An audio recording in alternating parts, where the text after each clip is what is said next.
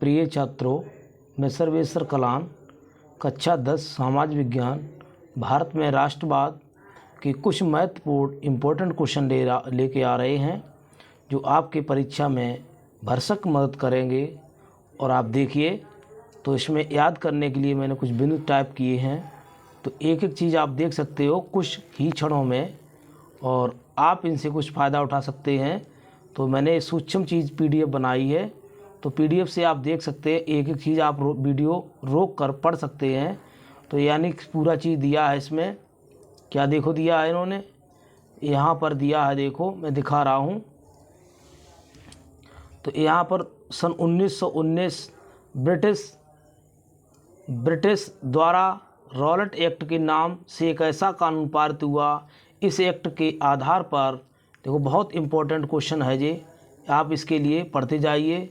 अधिकारियों की राजनीतिक गतिविधियों के दमन करने और राजनीतिक कैदियों को उन पर बिना मुकदमा चलाए ही 2 साल तक कैद में रखने का अधिकार प्राप्त हो गया।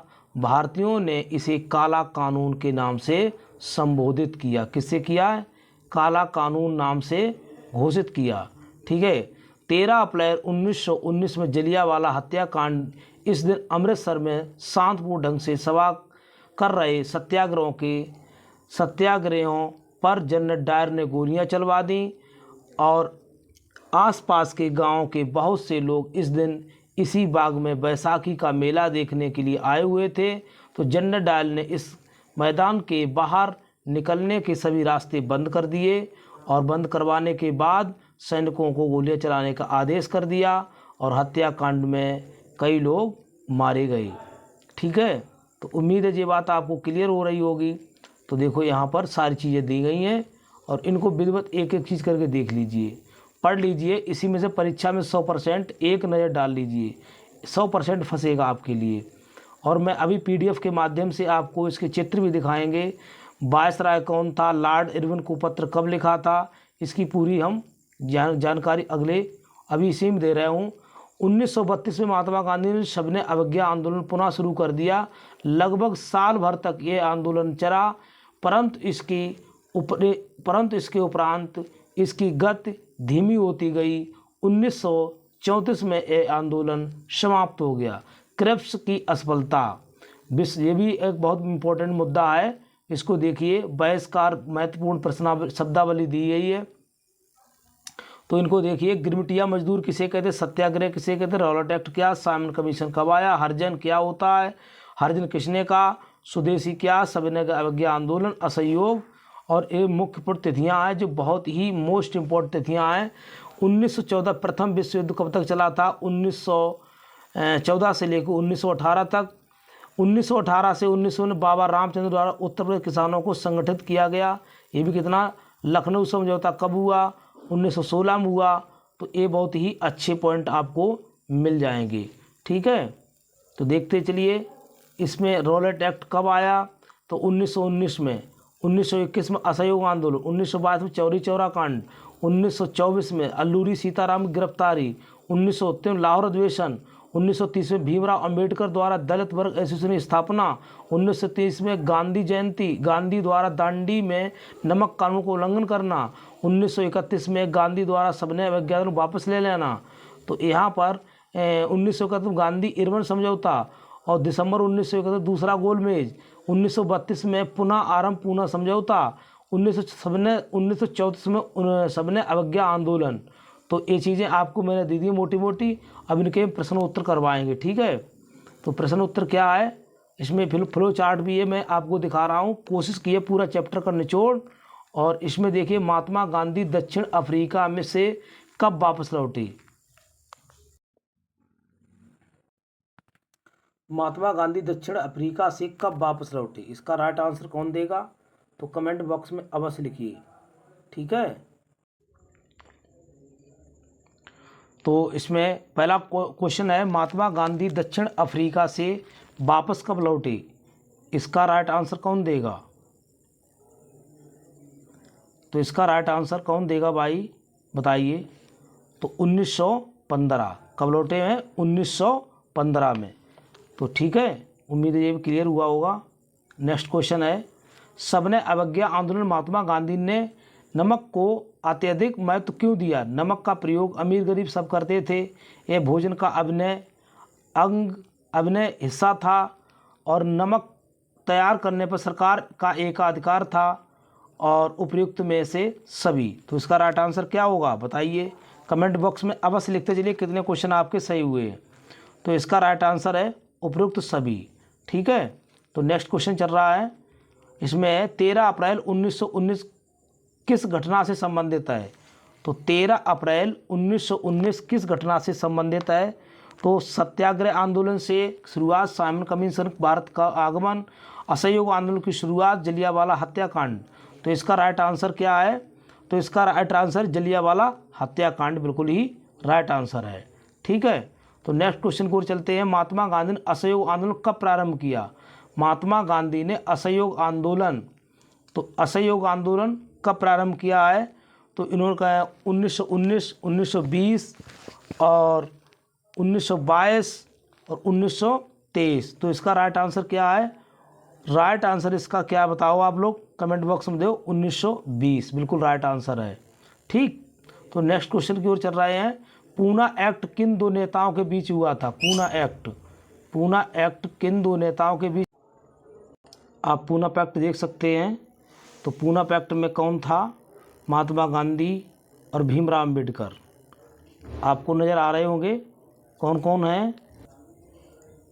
तो देखो महात्मा गांधी जी बैठे हुए और भीमराव अम्बेडकर बैठे हुए हैं। ठीक है, तो पूना पैक्ट किसके बीच में हुआ था?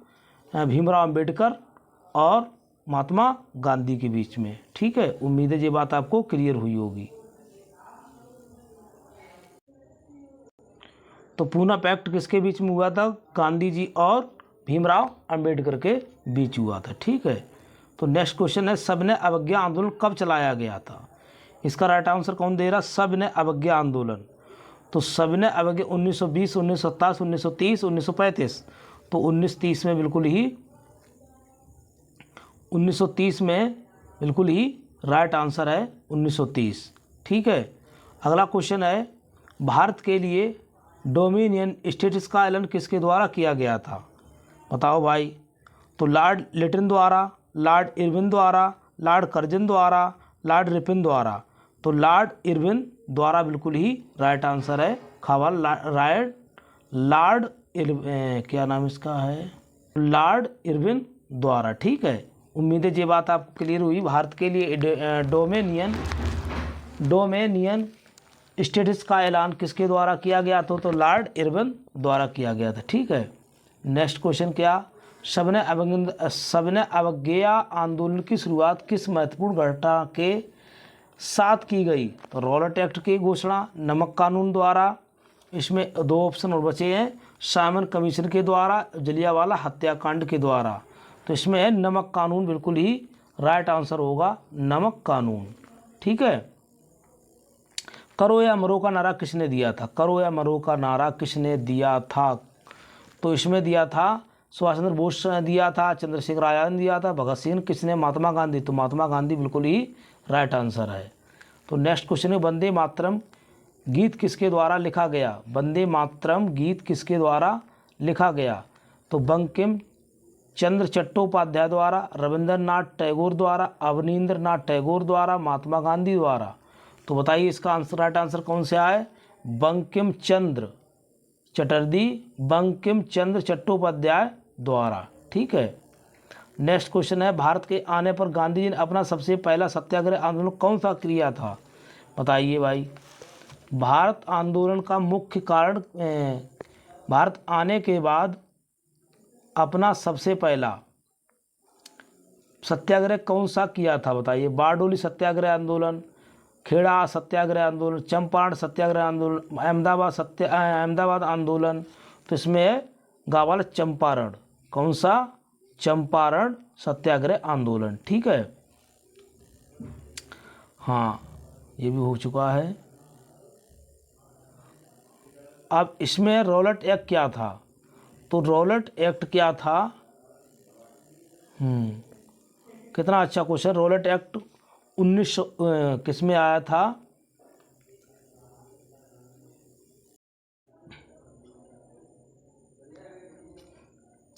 तो इसमें प्रश्न दिया रॉलेट एक्ट क्या था, इसका राइट आंसर कौन देगा। बहुत इंपॉर्टेंट क्वेश्चन है जी। तो मैं इसका आंसर दे रहा हूँ। मैंने PDF बनाई है, इसके तहत मैं आपको आंसर देंगे।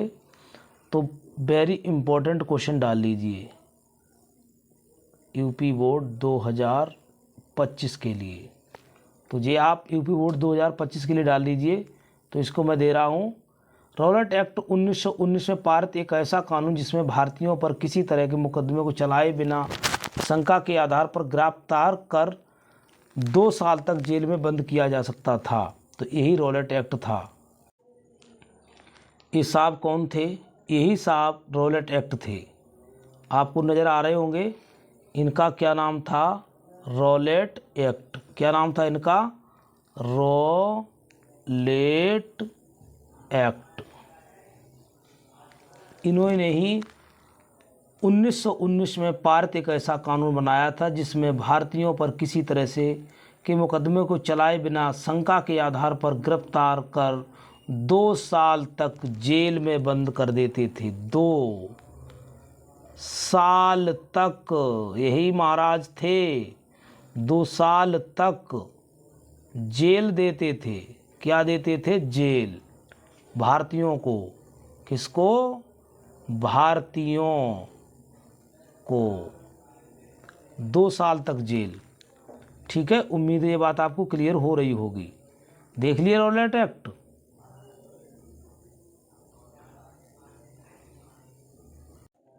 गांधी जी ने असहयोग आंदोलन को ही क्यों चुना? असहयोग आंदोलन। गांधी जी ने अपनी पुस्तक हिंद स्वराज में असहयोग आंदोलन के पक्ष में तर्क क्या दिया? इसका बिल्कुल आप पढ़िए। और इसको ये भी आप 2020 में आया है और हर क्वेश्चन की ओर मैं ध्यान देता हूँ। ठीक है, तो चलते हैं। देखो, मैं आंसर भी देने की प्रयास कर रहा हूँ। ये पूरा आंसर दिया है। महात्मा गांधी ने अपनी पुस्तक हिंद स्वराज इतने में भारत में ब्रिटिश शासन भारतीयों को इस सहयोग से ही स्थापित हुआ और यह शासन इसी सहयोग के कारण चल पा रहा। अगर भारत के लोग अपना सहयोग वापस ले लें तो साल भर के भीतर ब्रिटिश शासन ढह जाएगा और स्वराज की स्थापना हो जाएगी। चलते हैं नेक्स्ट क्वेश्चन की ओर। देखिए साहब, यही लोग खिलाफत कर रहे थे। यही लोग खिलाफत करने वाले थे। खिलाफत।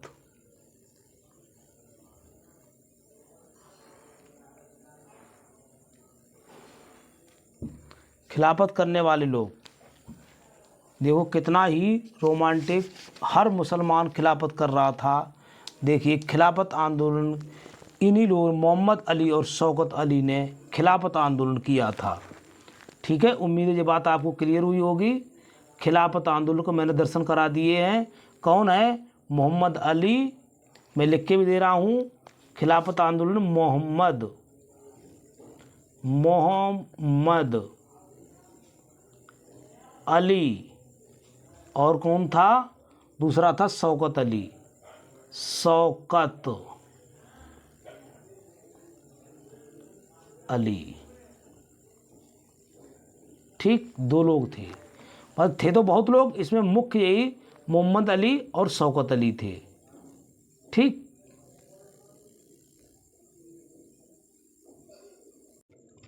आपको आंसर भी दिखा रहे हैं, मोहम्मद अली और शौकत अली। ठीक, साइमन कमीशन का जो गठन किया गया था 1927 में था। और इसको देखते चलिए। तो इसमें था, साइमन कमीशन के बारे में बता रहा हूँ। तो साइमन कमीशन गो बैक, क्योंकि इसने एक किया था। इसका आंसर भी देते चलते हैं। साइमन कमीशन सर जॉन साइमस के नेतृत्व में एक वैधानिक आयोग का गठन किया गया। जिसमें क्या हुआ भाई?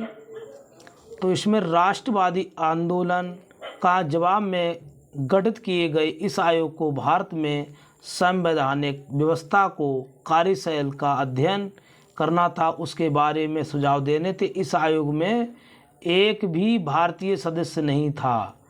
एक भी भारतीय सदस्य नहीं था। तो इसमें मैं बता रहा हूँ, तो सारे अंग्रेज थे और इसलिए साइमन कमीशन भारत में विरोध किया गया। ठीक है, उम्मीद है ये बात आपको क्लियर हुई। गांधी इरविन समझौता कब हुआ, इसकी कोई शर्त बताइए। तो इसमें दे बहुत गांधी इरविन समझौता, अभी इरविन जी को बुला रहा हूँ। देखिए भाई, ये गांधी जी हैं और ये इरविन जी हैं, इनका समझौता देख लीजिए। गांधी और इरविन जी के लिए क्या समझौता हुआ है उसकी डिटेल मैं अभी आपको बता रहा हूँ। 5 मार्च 1931 को गांधी जी और इरविन के बीच समझौता हुआ। इस समझौते में सरकार ने वचन दिया कि हिंसा के आरोप में गिरफ्तार लोगों को छोड़कर सभी राजनीतिक बंदी रिहा कर दिए जाएंगे। वो किसमें हुआ, गांधी जी और इरविन जी में, इरविन जी। ठीक है,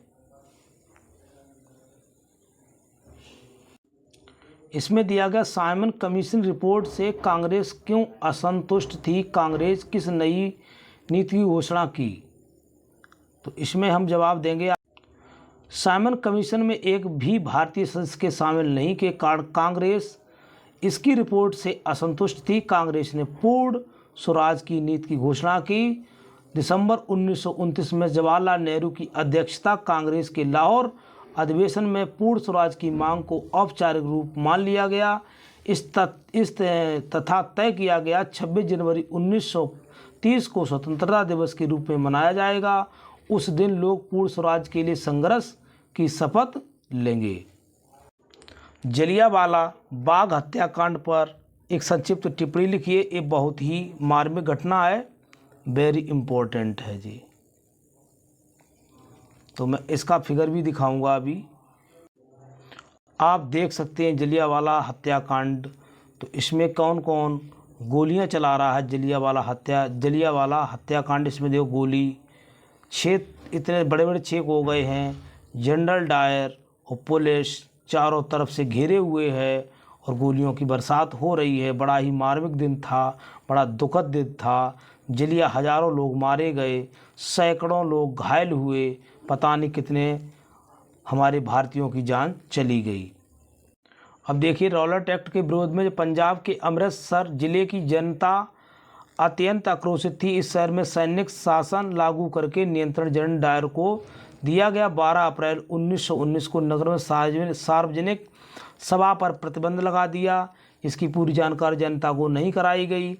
13 अप्रैल को बैसाखी का त्यौहार था। इसी दिन सरकार की नीति का विरोध करने के लिए जलियांवाला बाग में एक सार्वजनिक सभा का आंदोलन आयोजित किया गया। जब शांतिपूर्ण चल रही थी तभी जनरल डायर ने 200 देशी 50 गोरे सिपाहियों को लेकर बाग के एकमात्र दरवाजे को रोक लिया और निहत्थी जनता पर गोलियों को बौछार कर दी। 10 मिनट तक निहत्थी भीड़ पर गोलियों की बौछार की। इस हत्याकांड में हजारों व्यक्ति मारे गए, असंख्य घायल हुए। इस घटना में भारतीयों में भयंकर असंतोष की लहर दौड़ उठी। तो प्रिय छात्रों, अगर हमारा ये वीडियो अच्छा लगा है तो चैनल को सब्सक्राइब कीजिए, लाइक एंड शेयर कीजिए। इसी के साथ में जय हिंद, जय भारत।